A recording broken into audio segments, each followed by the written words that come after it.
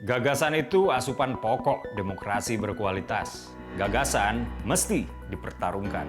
Yang terbaik akan menang. Semakin banyak politik gagasan mengisi panggung, politik identitas tak punya tempat bernaung. Simak Gagasan UKI.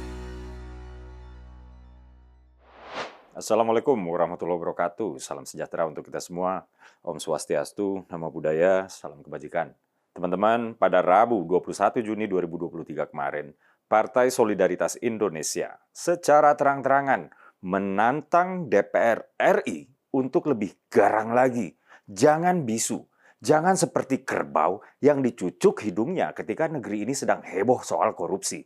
Dikutip dari kantor berita IDN Times, juru bicara anti korupsi Partai Solidaritas Indonesia atau PSI Ibu Irma Huta Barat mempertanyakan diamnya DPR RI terhadap kasus dugaan korupsi proyek Base Transceiver Station atau BTS 4G Bakti Kominfo 2020 sampai dengan 2022 yang merugikan keuangan negara hingga 8,3 triliun.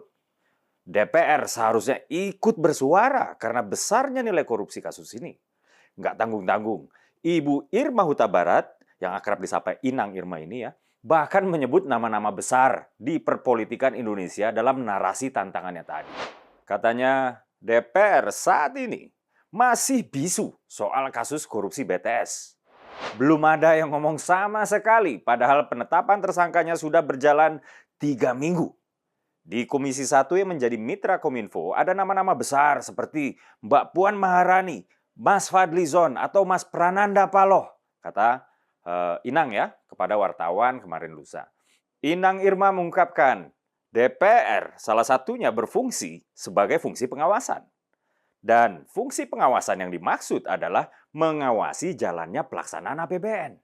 Dalam menjalankan fungsinya tersebut, masih menurut Inang Irma, DPR juga dilengkapi dengan segala hak-hak konstitusionalnya.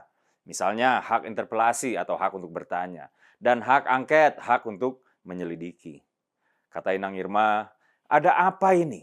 Kenapa fungsi pengawasan di DPR untuk kasus ini begitu lumpuh? Kenapa seolah nggak ada pertanggungjawaban ketika ini sudah terjadi? Kata Inang Irma. Nah ini nih, Inang Irma menantang DPR RI, terutama Komisi 1 untuk lakukan rapat dengar pendapat atau RDP secara terbuka.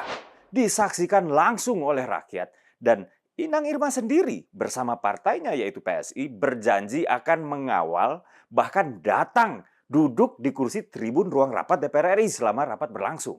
Dalam kesempatan itu, Inang Irma juga mendorong agar DPR segera mengesahkan rancangan undang-undang atau RUU perampasan aset. Katanya, momentum ini seharusnya mengetuk hati para anggota DPR sebagai lembaga legislatif yang membuat undang-undang untuk segera mengesahkan RUU perampasan aset, kata Inang Tentang RUU perampasan aset sendiri, jika RUU tersebut berhasil disahkan, maka illicit enrichment atau peningkatan kekayaan secara tidak sah dan juga penambahan kekayaan secara tidak wajar dan harta yang nggak dapat dijelaskan asal-usulnya harus dibuktikan dan dijelaskan dari sisi si pejabat. Singkatnya, kalau seorang pejabat terdeteksi memiliki harta kekayaan yang nggak wajar, tanpa RUU ini disahkan, kekayaan tersebut bukan suatu pelanggaran hukum. Kecuali aparat penegak hukum punya bukti yang bisa membuktikan bahwa harta tersebut terkait korupsi atau pencucian uang. Dengan kata lain, tanpa RUU perampasan aset ini disahkan, maka beban untuk membuktikan apakah harta tersebut halal atau tidak itu berada di pundak negara. Sedangkan dengan RUU perampasan aset apabila disahkan beban pembuktian halal tidaknya harta kekayaan si pejabat itu dibebankan kepada si pejabat yang punya harta. Teman-teman, pemerintah Indonesia telah meratifikasi Konvensi Internasional Pemberantasan Korupsi. Konvensi tersebut antara lain mengatur mengenai ketentuan-ketentuan yang berkaitan dengan upaya mengidentifikasi, mendeteksi, dan membekukan serta merampas hasil dan instrumen tindak pidana korupsi. Mengutip naskah akademik Rancangan Undang-Undang Perampasan Aset Tindak Pidana, peraturan perundang-undangan yang ada saat ini jelas belum secara komprehensif dan rinci mengatur tentang perampasan aset yang terkait dengan tindak pidana, terutama tindak pidana korupsi ya, dan masih memiliki banyak sekali kekurangan jika dibandingkan dengan non-conviction based asset forfeiture atau NCB yang direkomendasikan oleh PBB dan lembaga-lembaga internasional lainnya. Indonesia harus menyesuaikan ketentuan-ketentuan perundang-undangan yang ada dengan ketentuan-ketentuan yang di dalam konvensi tersebut. Sedikit cerita nih ya, suatu hari saya memberikan materi anti korupsi kepada siswa-siswi sebuah SMP di Jakarta. Saya katakan bahwa memberantas korupsi itu nggak sesederhana soal penegakan hukum. Perilaku koruptif itu dimulai dari hati dan pikiran. Ketika kita menganggap wajar kemewahan harta seorang pejabat, sebetulnya kita sudah memulai perilaku koruptif tersebut. Kita telah menjadi bagian dari sistem pendukung sebuah masyarakat yang korup. Kita adalah enabler perilaku korupnya para pejabat kita. Teman-teman, kita nggak boleh menjadi bagian dari sistem pendukung masyarakat yang korup. Kita harus menganggap tidak normal kekayaan pejabat yang nggak wajar.